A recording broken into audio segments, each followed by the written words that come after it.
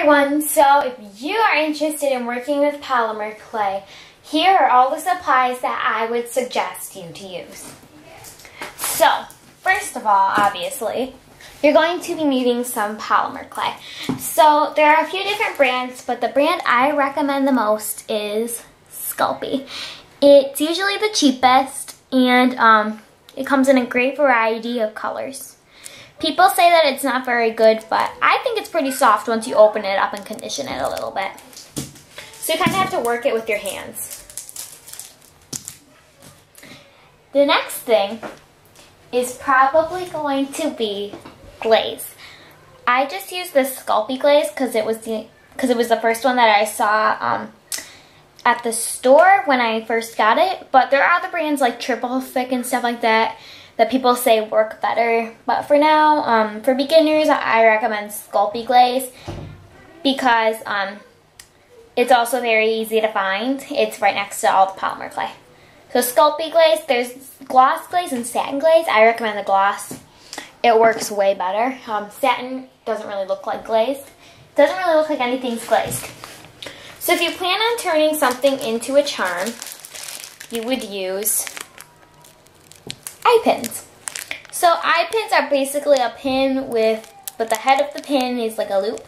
So if you press that into a charm, it'll have a loop onto it. So those are eye pins, and if they're too big for you, you can cut them with pretty much just nail clippers, wire cutters, whatever. So next you're going to need a work surface, right? What I use is wax paper. Wax paper is really cheap. You can find it almost anywhere, grocery stores, stuff like that. And it's great because you can just wipe it down when you're done and keep reusing it. And it's disposable, and it's just great if you don't want anything getting into your clay. Next, we're on to tools. So first of all, one of the most basic tools that I'm pretty sure you can just find in your house. Toothpicks. You can use those for making little indents and things. Some more tools I recommend is this pack I got at Hobby Lobby. It's a pack of 3 for tools, and they're double-sided. They're just basic plastic tools. They were like $2, $2.50, but a lot of my friends have them, and they work really good for polymer clay. Just for beginners, basically what I mean. So the next thing you're going to probably want is an X-Acto knife, because the knife in that set over there, it's really smooth, so you can't really cut very good. But an X-Acto knife, if you were making cakes and stuff, it cuts really very nice. You can get X-Acto knives pretty much at any craft store.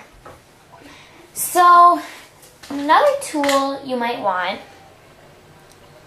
is a circular cookie cutter. Those work good for making cakes too. You're going to want a piping tip. This is a size 18 star tip, but you can use any size, and if you condition your clay, you can push it through and make it look like frosting. Then you're probably going to want this.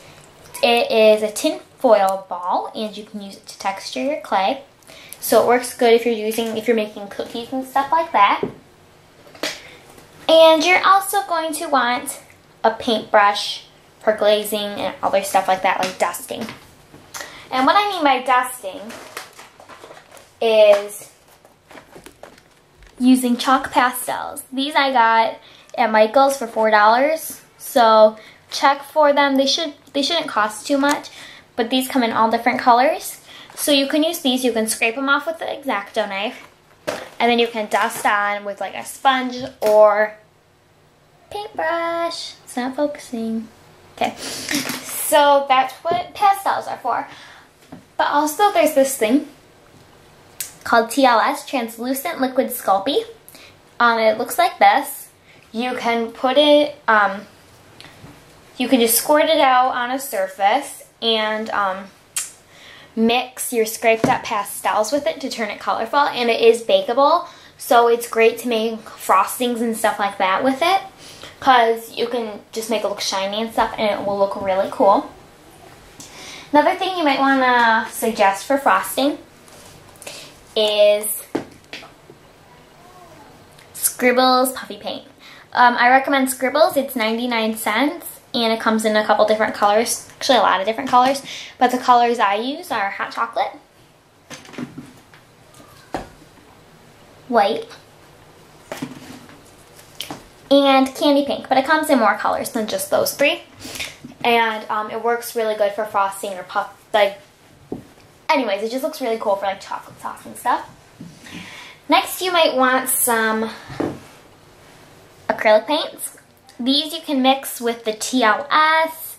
You can mix them with your clay to make it different colors. I recommend Craft Smart because it's usually only 59 cents at Michael's. And sometimes they'll have sales where it's like 29 cents, and they have that sale like all the time. And you're probably going to want some glitter, because glitter is just perfect for polymer clay.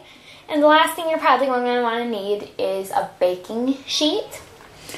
Okay, now for baking times, you just bake it in a regular oven. And I have this pack of Sculpey clay right here. And if you're looking for instructions,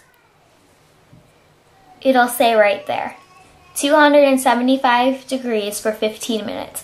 But it just depends on what brand of clay you buy, but this is usually what it is. And if you use Fimo, it's about the same too. So that is how you bake your clay. So I hope you enjoyed this video, and I hope you have some fun making things out of polymer clay. Bye!